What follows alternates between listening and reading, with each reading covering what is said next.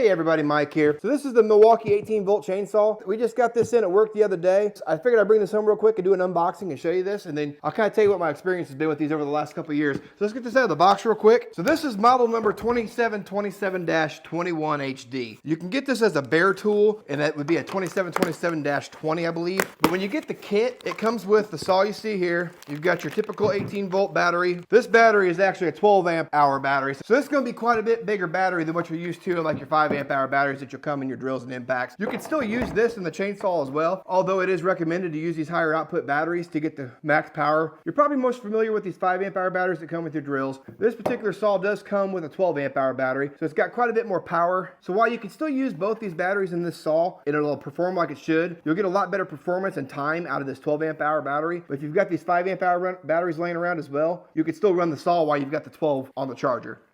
Speaking of chargers, you've also get this rapid charger in the box as well, which can charge both your 18-volt batteries and the 12-volt batteries if you have any of those laying around. Now your saw comes in around just under 14 pounds. It's a pretty light saw compared to most of your bigger gas-powered saws will be.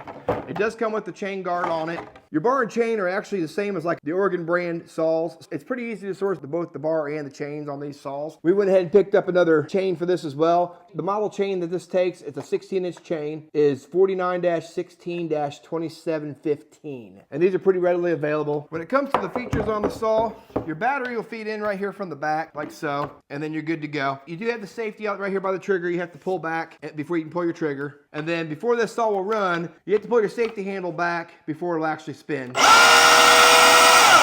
That's just like any other saw that you'll operate. And then when you kick that forward, it will not run anymore. So to give you an idea, that locks the chain out. That's your safety while you're running in case of kickback. This is a brushless motor design, just like a lot of your drills and impacts are these days. While you don't have to put fuel in this at all, it does have the oil reservoir here. You still have to run bar chain oil on this when you're cutting. So you'll need to make sure you keep an eye on that routinely to make sure you don't run this dry. Now what's extremely convenient on this saw is the wrench and the screwdriver to be able to tension your chain are kept conveniently in the bottom of your handle here. All you have to do to tighten your chain up is loosen the two nuts up here on top, run your screwdriver here, just adjust it until you see enough tension in the chain, like so, and then you can lock your two nuts back down and you're good to go.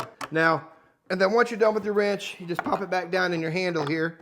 Make sure it's locked in and you're good to go again. Now what I stated earlier is we use these at work. I'm a lineman by trade, and they made a decision a couple years ago that they don't want us to have gas-powered saws anymore. We were all extremely skeptical at first, knowing we had to go to these battery saws for the amount of work that we have to sometimes do. Well, we still have some gas saws around that we haven't completely phased out yet. A lot of the guys have to run these, are now running these electric saws. And as skeptical as we were at first, that this wasn't going to be able to do the job, they've actually surprised us quite a bit. They've got a lot more power than you think they'd have for a battery-powered saw. We find ourselves cutting not only branches and trees down with these things when we're trying to clear to make way for projects. We actually chunk the telephone poles down and chop those into pieces as well from time to time. And those are treated with creosote or whatever chemicals they've been treated with over the years. So anything from hardwoods to softwoods, you name it. We've put these saws to the test when we've been out and about working in different environments. They do a pretty good job of keeping up with the gas-powered saws. We're the one place they won't shine, and that's for obvious reasons. Your gas-powered saws are going to have a lot longer lifespan to them before they run out of fuel. The batteries on these will wear out a lot quicker, is I guess what I'm trying to say. So take that for what it's worth. If you've got a wood you need to maintain and you're just trying to keep trails clear, instead of grabbing a gas-powered saw, this would be an extremely handy to grab out and go and just be able to clear a few limbs or a couple down trees. It can handle that with ease. Or if you're just a typical homeowner, this would be the saw you'd probably want to go with these days. It's amazing how far the technology's come with the battery lineup. We've been nothing but impressed with these Milwaukee saws since we've been operating these the last couple of years. If you're in the market for a chainsaw